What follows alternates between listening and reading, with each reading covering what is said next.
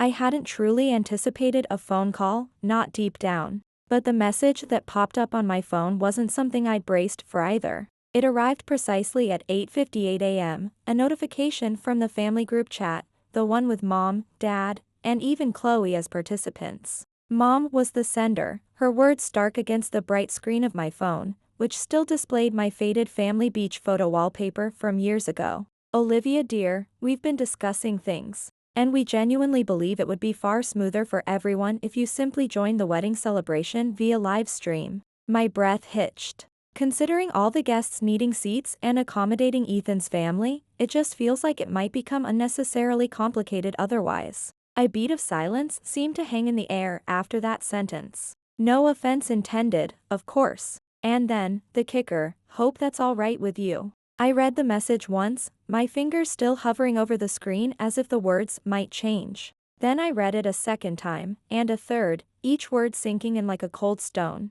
This wasn't a dramatic confrontation. It wasn't an explosive argument. It was a casual, almost indifferent, shrug delivered via text. I stared at the message, my morning coffee, a special blend I usually savored, growing cold and untouched on my granite countertop. Across the room, on my living room tablet, the lavish, glossy brochure for the Magnolia Estate lay open, a painful reminder. Next to it, an invoice for $18,500. The outstanding balance for the historic plantation venue I had meticulously researched and booked for a wedding I was now, apparently, not truly welcome to attend. My name is Olivia Hayes. I'm 35 years old. I live in a condo I bought myself in Austin, Texas, a space I've carefully curated to be my sanctuary. I work as a senior manager at Innovatech Consulting, a demanding job that requires sharp strategic thinking, something I pride myself on. Backed by my MBA from a top-tier business school. I don't break down easily, not anymore. I've learned to build my walls high. And my sister, Chloe? She's 32, and next Saturday, just outside Charleston, South Carolina, she's set to marry Ethan Miller, a man my parents, Eleanor and Richard Hayes, openly adore. I'd poured countless hours into helping plan this dream wedding. I'd covered the majority of the expenses, discreetly, efficiently, because that's the role I always seemed to play, the reliable, capable older sister. But it seemed my presence, my actual, physical presence, was an inconvenience. I didn't reply to the group chat. What could I possibly say? I just stared at that one line, the casual dismissal that stung far more than it should have. Hope that's all right with you. They hadn't explicitly said, don't come, Olivia. No, their message was far more insidious. It implied I was never really meant to be a central part of it in the first place. It's not as if I ever deluded myself into thinking I was the favored child. Chloe always held that distinction, especially with Mom. But for a long, long time, I clung to the belief that being the dependable one, the one who always fixed things, actually meant something to them. I remembered when Chloe struggled academically during her initial year at Coastal State University CSU. It was I who patiently helped her navigate the transfer process to Bayview Community College, a smaller institution closer to home. I paid her application fees without a second thought and drove her to interviews, offering encouragement she readily accepted. Years ago, when Dad's early retirement investments soured and they faced the terrifying prospect of losing their home, I didn't hesitate. I dipped into the savings I'd painstakingly accumulated for a down payment on my own place and wired them $25,000, no questions asked. Just a quiet hope that this would finally earn me some genuine appreciation. When Mom was going through a difficult time with her health, struggling with severe menopausal symptoms, I was the one who adjusted my demanding work schedule at Innovatech. I flew back to Charleston frequently, staying for days at a time, managing the household, offering emotional support, ensuring she had everything she needed. Chloe, during that period, was mostly preoccupied with her social life and budding influencer career, posting glamorous selfies from weekend trips with friends. One week, while I was juggling conference calls and mom's care, Chloe posted a throwback photo with our parents, captioned, "My amazing parents. My rocks forever. Blessed." It garnered hundreds of likes and fawning comments. I got a tension headache that lasted 3 days. I've never craved applause, that wasn't my motivation. But somewhere along the difficult, thankless path of being the family fixer, I began to have a chilling realization. When I seamlessly held everything together, patching up their crises, they seemed to take it for granted, as if problems resolve themselves like a change in the weather. Nobody ever remembers the person who tirelessly patches the leaks in the roof. They only complain loudly when the floor inevitably gets wet again. Chloe's wedding, it turned out, was just another chapter in the same old, wearying story. She had her heart set on a weddings and blooms inspired dream, the Magnolia Estate, a historic plantation outside Charleston, dripping with Spanish moss, requiring Edison bulb chandeliers, a live cello ensemble, and an elaborately curated grazing table that looked like a work of art. Naturally, it was significantly over their budget. Ethan's parents had offered what they termed a symbolic contribution. My parents, as usual, were between financial situations, a euphemism I knew all too well. So, I stepped in, as I always did.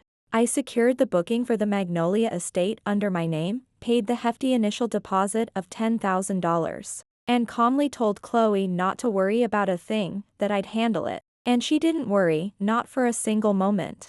The more I took on, the more responsibility I shouldered, the more adept they became at making me disappear from the narrative of my own efforts. At first, it was subtle, almost dismissible slights.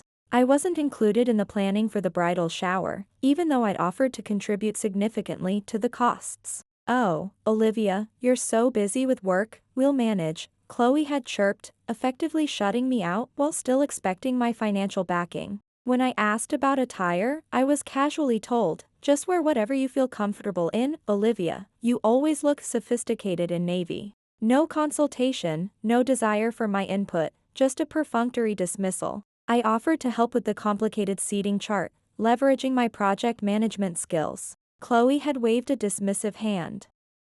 "You're not always the best with family dynamics, Olivia." A small, bitter laugh almost escaped me then. "It's probably just better if Ethan and I handle it with Mom." Dynamics?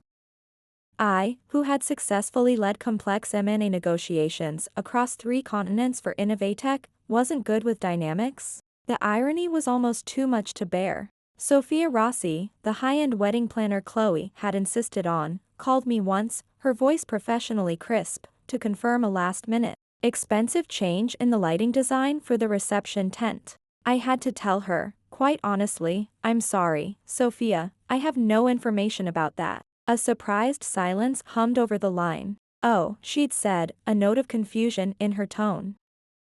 "I was under the impression you were managing the production side of things, Olivia." And I had been, meticulously overseeing contracts and payments, until, suddenly, I wasn't. The more I faded from the visible parts of the process, conveniently becoming the silent financial backbone, the smoother everything seemed to become for them. I was transforming into the invisible utility line they'd forgotten they were still critically plugged into. Essential, but entirely out of sight and mind.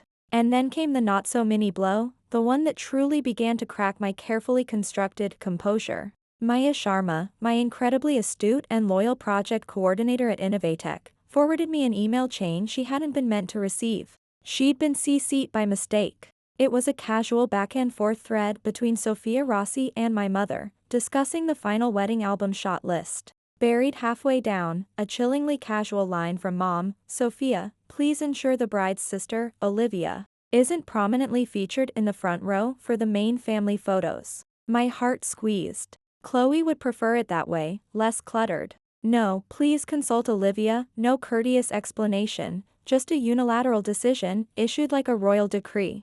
That night, sleep was an impossibility. I just lay in my bed, staring blankly at the ceiling of my quiet condo, the city lights of Austin a distant, indifferent glow, and I really tried to remember the last time any of them, Mom, Dad, Chloe, had genuinely asked me how I was doing, what was happening in my life. I couldn't recall a single instance. It's a strange, disorienting feeling, how you can slowly, almost imperceptibly, disappear from your own family's life without ever physically leaving. The first truly sharp pang of this realization had struck me at Chloe's bridal shower a few months prior. I'd flown into Charleston early, booked a hotel room for myself, and even brought the custom-engraved champagne flutes Chloe had gushed over in the weddings and blooms, but had conveniently forgotten to order.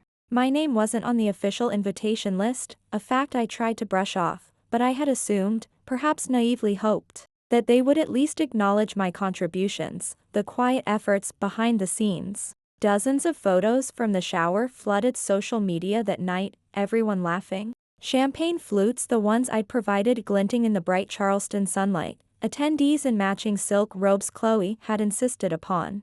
I scrolled through image after image, a growing coldness in my chest, searching for myself. I finally appeared in a single shot, a blurry, half-hidden figure behind an elaborate flower arch, untagged, almost an accidental inclusion. The album was titled, with a flourish of emojis, "The Most Magical Bridal Crew a Girl Could Ask For." I wasn't crew, I realized with a bitter taste in my mouth. I was the unseen, unacknowledged scaffolding holding the whole pretty picture up. A week later, Chloe launched the official wedding website, a confection of soft pastels and romantic fonts. I visited it, more out of a deeply ingrained habit of oversight than genuine interest. There was a prominent section, Meet Our VIPs. It featured smiling photos and gushing bios of the bridesmaids, our parents, even Ethan's great-uncle Gary. I wasn't there. My heart sank a little further. I used the site's search function, a knot tightening in my stomach. And there I was, finally, buried at the very bottom of a secondary page, under a nondescript category titled Extended Family Support.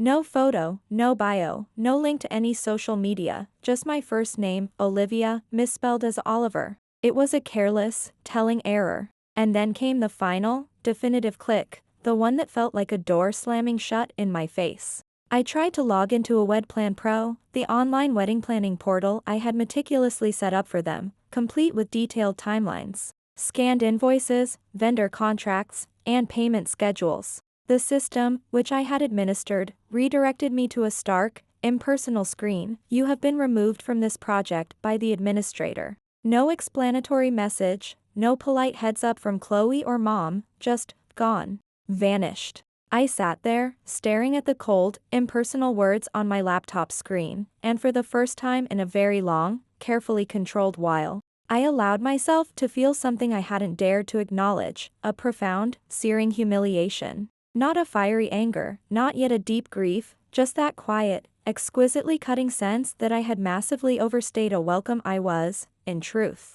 never genuinely given. That night, my mind replayed the email Maya had forwarded. The one with Mom's clinical instruction to Sophia Rossi to move me out of the prime photo lineup. I pulled it up again, my eyes scanning the thread. The message history clearly showed who had approved this demotion, Chloe. A simple, "looks good, Mom," from her. The same Chloe whose tearful, late-night calls I had patiently taken for weeks during her dramatic CSU meltdown. The same Chloe whose looming eviction I had quietly resolved by paying off her back rent, never breathing a word to Mom and Dad. She had signed off on my digital erasure from her perfect day with a casual thumbs-up emoji. The casualness of it was what twisted the knife. I didn't announce to anyone that I was stepping back. There were no dramatic pronouncements, no tearful confrontations. I just stopped stepping in. Chloe's second wedding dress fitting, a crucial appointment, was scheduled for a Tuesday. I had arranged it myself 2 months prior, sent in the deposit to the exclusive Charleston boutique, and confirmed the tailor's availability. I didn't go. I simply sent a polite, brief email citing an unavoidable, urgent business trip for Innovatech. No one pressed for details. No one asked why this trip hadn't been mentioned before. 2 days later, a flurry of joyous selfies appeared on Chloe's social media. Chloe, radiant in her altered gown, flanked by her beaming maid of honor and our equally ecstatic mother, all smiles and champagne. There was, of course, no mention of who had originally booked the appointment or paid for the significant alterations. Quietly, methodically, I removed myself from the shared family cloud drive. The folder specifically titled Chloe's Wedding, Hayes Family Photos and Docs. No one seemed to notice its sudden emptiness or my absence from its access list. I logged into the florists and caterers' booking portals, the ones detailing the lush, out-of-season white peonies Chloe had insisted upon, and systematically updated the primary contact information. I listed Chloe's own Gmail address and her cell number, adding a polite but firm note. Please direct all future queries and confirmations directly to the bride. I sat in my kitchen late that night, the city lights of Austin casting long shadows across the floor. My only illumination the persistent blink of my laptop screen. The same invoice page for the Magnolia estate was still open, a glaring $18,500 marked balance due.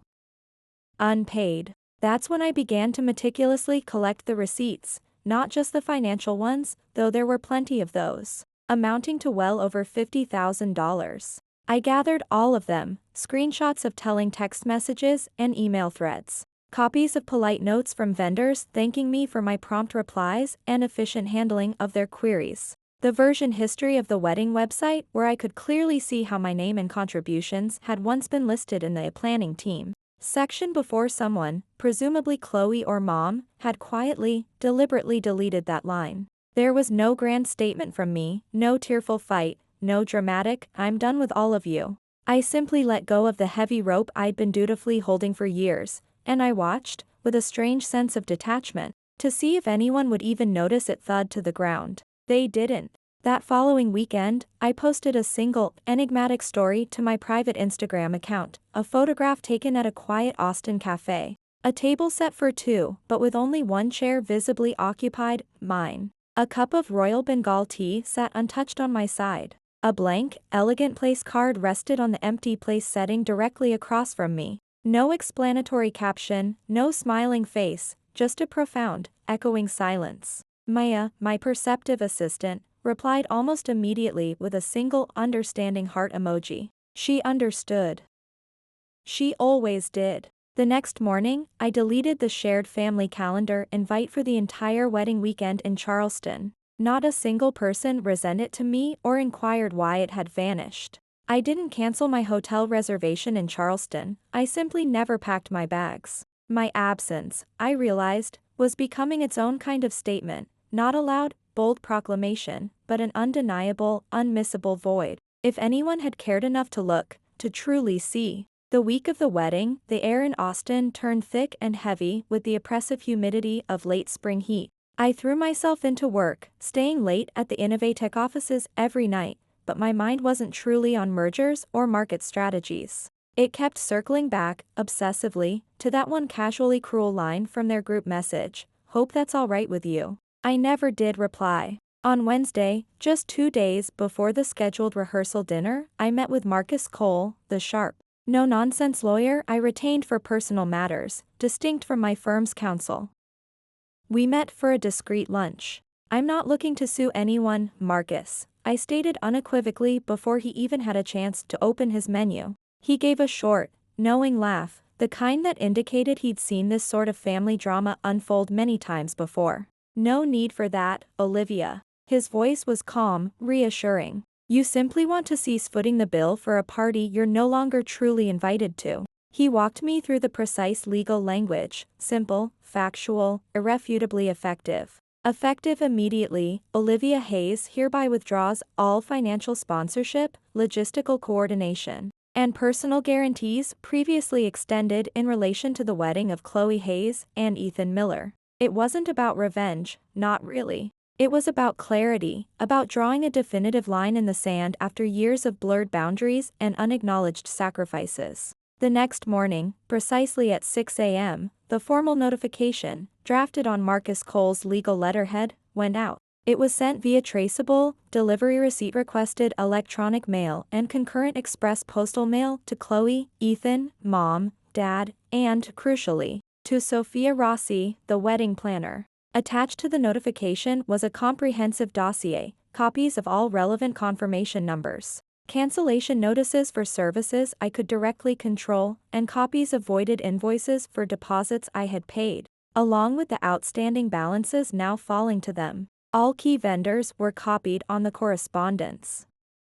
A clear timeline of my disengagement was included. By Friday, the day before the wedding, the carefully constructed facade began to visibly crumble. I received my first direct message, not from family, but from Sophia Rossi, a woman I'd never met in person but who had, for 6 long months, relied implicitly on my prompt payments and efficient coordination. Her email was curt. "Hi Olivia, I've just received a rather concerning notification from your legal counsel." The panic was thinly veiled beneath a veneer of professional politeness. Are you absolutely certain you wish to withdraw all support entirely at this extremely late stage? Some critical elements, Olivia, may be exceptionally difficult, if not impossible, to replace or secure this close to the event date. No warm greeting, no expression of personal concern for me, just a palpable sense of impending professional disaster. I didn't respond. That afternoon, my phone rang. Caller ID, Mom. I watched it vibrate on my desk, the sound unnaturally loud in my quiet office. It rang 5 times, a shrill, insistent plea, then fell silent. She didn't leave a voicemail. By Saturday morning, the day of the wedding, the unraveling had escalated into a full-blown catastrophe. At 6:42 a.m., the florist called Chloe's number directly to confirm the delivery time for the peonies. The credit card Chloe provided for the substantial remaining balance was declined. At 8:15 a.m., the leader of the live band contacted Ethan. Their final payment, due a week prior, had never been received. They would not be performing. At 9 a.m., the limousine company booked under my name for guest transportation from the hotel to the Magnolia estate. Informed Sophia Rossi that service was cancelled, the booking had been voided due to non-payment of the balance. The Magnolia estate itself, the historic plantation I had secured with that initial $10,000 deposit, remained technically open, but now with an immediate $18,500 balance due before any setup could commence. Mom's frantic calls to the manager, insisting I would cover it, were met with the polite but firm reality that my financial guarantees were withdrawn. And then came the centerpiece of Chloe's weddings and blooms fantasy, the custom-made, air-conditioned, chandelier-lit outdoor wedding tent. Ethan's parents had, apparently, just assumed it was all taken care of. It wasn't. Sophia Rossi tried desperately to put it on a rush order, scrambling to find an alternative, but the supplier refused to release the tent without full payment up front. Chloe, it turned out, had maxed out her own credit cards on extravagant wedding favors and personalized signage. As guests began to arrive, dressed in their Charleston best, they were met not with a scene of idyllic southern charm, but with baffling chaos. No flowers adorned the grounds, no elegant tent offered refuge from the forecasted scorching heat and impending downpour. Instead, there were only rows of cheap-looking folding chairs hastily arranged on the sun-baked lawn and a sparsely, half-decorated altar. The few photographs that later emerged from the debacle were stark, almost comically tragic. Someone had apparently tried to salvage the visual memories with a few packs of Polaroid film. One particularly poignant shot showed Chloe, clutching a wilted bouquet of what looked like store-bought tulips. Her face a mask of disbelief rapidly contorting into raw, unrestrained rage. I watched it all unfold, not literally, but in my mind's eye, from the serene, majestic expanse of Redwood National and State Parks,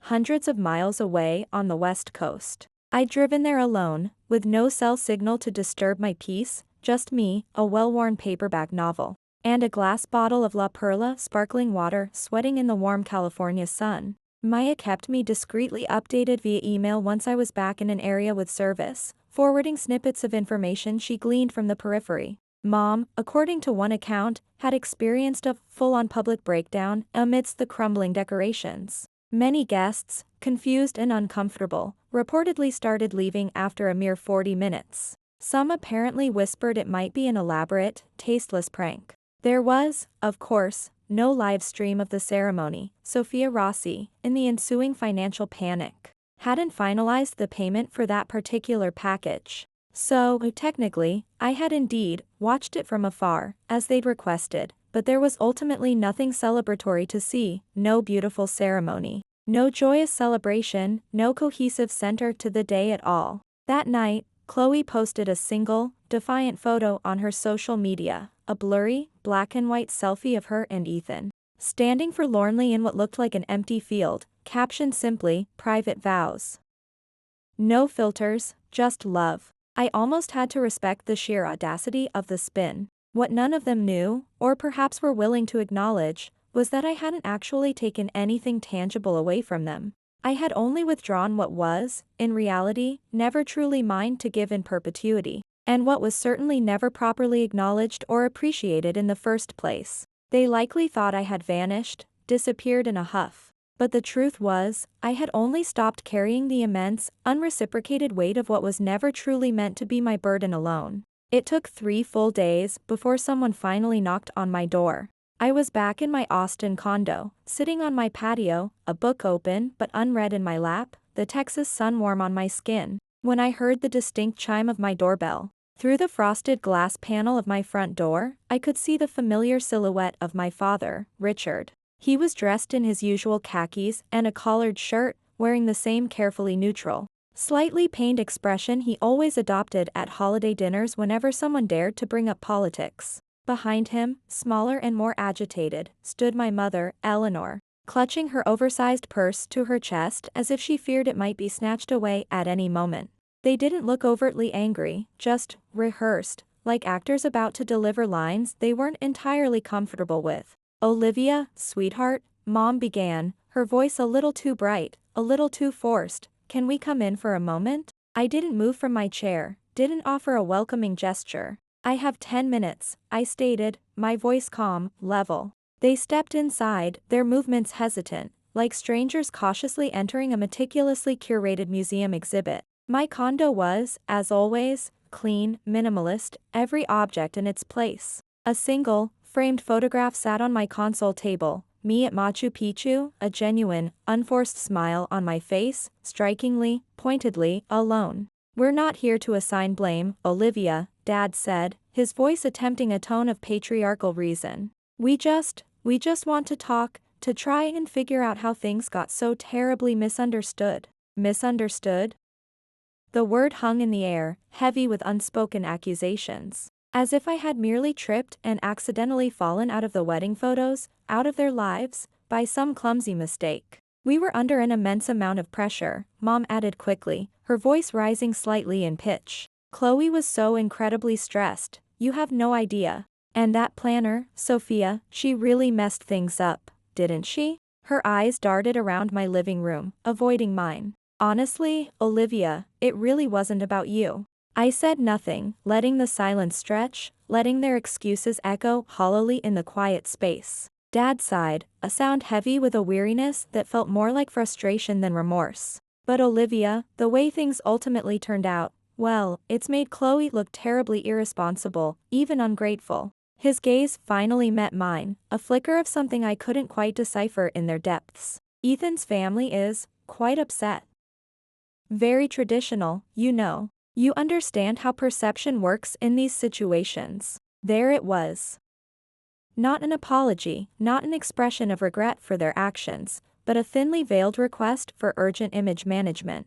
Mom leaned in slightly, her voice dropping to a confidential, almost conspiratorial tone. "Olivia, dear, if you could just, perhaps put out a small statement?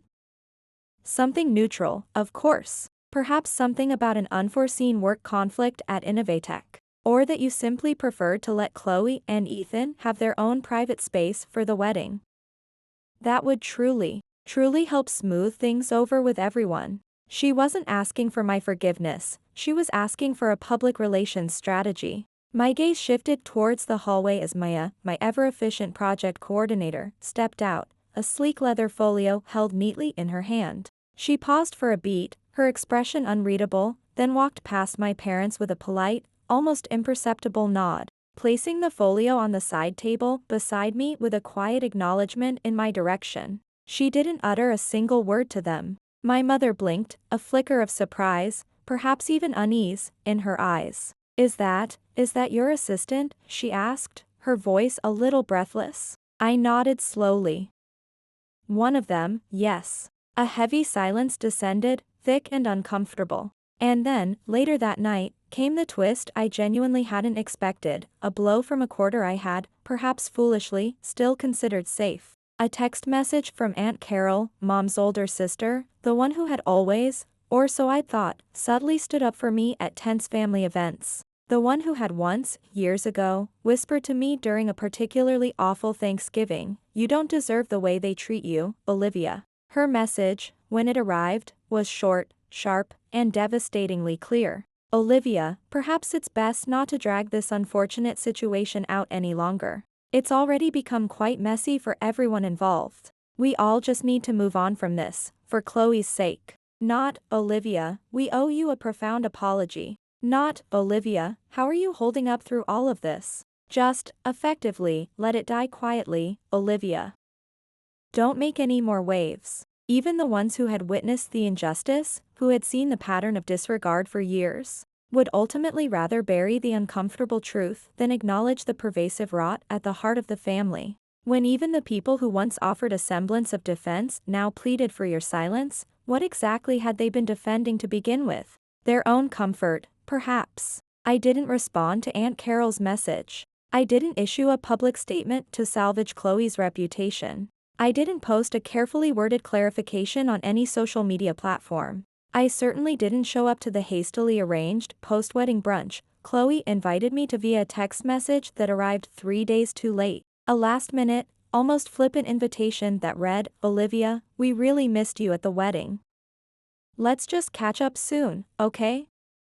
No drama. No drama. As if the entire, humiliating spectacle hadn't unraveled in front of 80 bewildered guests and a collection of shuttered, unpaid vendors. The truth was, a profound shift had occurred within me. I wasn't truly angry anymore. Anger, I realized, implies you still want something from them, an explanation, perhaps an apology, maybe even a sliver of love or recognition. I didn't. What I wanted, what I craved with every fiber of my being, was space, vast, quiet, unbreachable space, wide enough that they could no longer pretend, even to themselves, that I was a character, however minor or inconvenient, in their ongoing, self-absorbed story. At work, Maya, with her usual quiet efficiency, updated my calendar. We methodically removed all the placeholder events and task reminders cryptically titled Chloe Wedding Tasks. She didn't ask why. She never did. She just renamed the master project folder in my secure drive, Project Closed. Not forgotten. That Friday, a week after the wedding that wasn't, Mom sent one final email. The subject line was simply, checking in. "Your father and I are still your parents, Olivia," the message read. "We love you very much. Please, please don't let this unfortunate misunderstanding divide us forever." I sat with those lines for a long time, the words blurring slightly on my screen. I thought about everything I had funded, everything I had carried, everything I had meticulously organized for them over so many years. I thought about that meticulously curated RSVP list that hadn't initially included me in any meaningful way. About Sophia Rossi's email detailing Mom's instructions for my photographic erasure, about Ethan's wedding toast, a recording of which someone had inexplicably sent me, where he profusely thanked everyone who made this beautiful day possible, and never once, not even fleetingly, mentioned my name. Then, with a newfound clarity, I typed a single, unadorned sentence onto a blank document.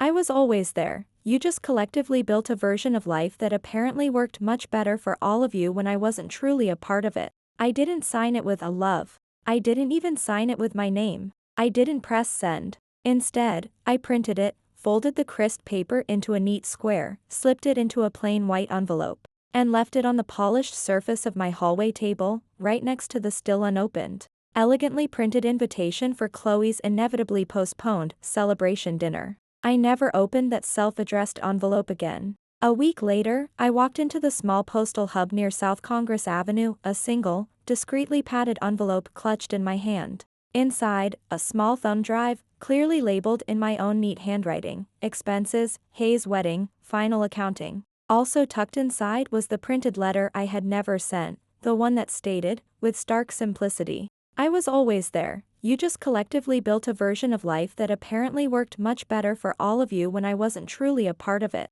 I didn't include a return address on the envelope. I paid for the postage in cash, and I walked out of the postal hub without a single backward glance. That evening, back in the sanctuary of my Austin condo, I began to clean out my apartment, not of physical things, but of lingering shadows. I methodically deleted the family cloud, shared album from all my devices, unfollowed Chloe on all social media platforms, muted Mom's updates, and permanently archived the extensive digital folder filled with venue notes, vendor contracts, and invoice breakdowns related to Chloe's wedding. I brewed myself a cup of fragrant Royal Bengal tea and set it carefully on my kitchen table, directly across from an empty chair. Then, I took the last wedding-related photo I had ever bothered to save, the blurry, indistinct one where I stood, half-hidden and untagged, behind that elaborate flower arch at Chloe's bridal shower, and I carefully slid it out of its simple silver frame. I replaced it with a new one, a photo of me, taken with my own phone, alone in the vast, silent beauty of Redwood National Park. No filter, no carefully crafted caption, just raw sunlight on my face, a sheen of honest sweat on my brow, and the profound, healing embrace of silence. I left the old, blurry photo on the table, face down. The next morning, I found a brief, impersonal message in my inbox. It was from Sophia Rossi, the wedding planner. No greeting, no salutation. Received the final financial documents you forwarded. Understood. Understood. Not, thank you for your previous contributions. Not, we're so sorry for how things transpired. That was perfectly fine. I no longer needed, or expected, closure from people who had never truly left a door open for me in the first place. That Sunday, I visited a local antique market, browsing without any specific purpose in mind. I wasn't actively looking for anything, but then I saw it, a small, beautifully carved wooden place card holder, elegantly worn with age. It had space for 2 names, side by side. I bought it without hesitation, took it home, and slid a single, crisp piece of heavy cardstock into one of the slots. Upon it, I had written in my clearest script, reserved. Not forgotten.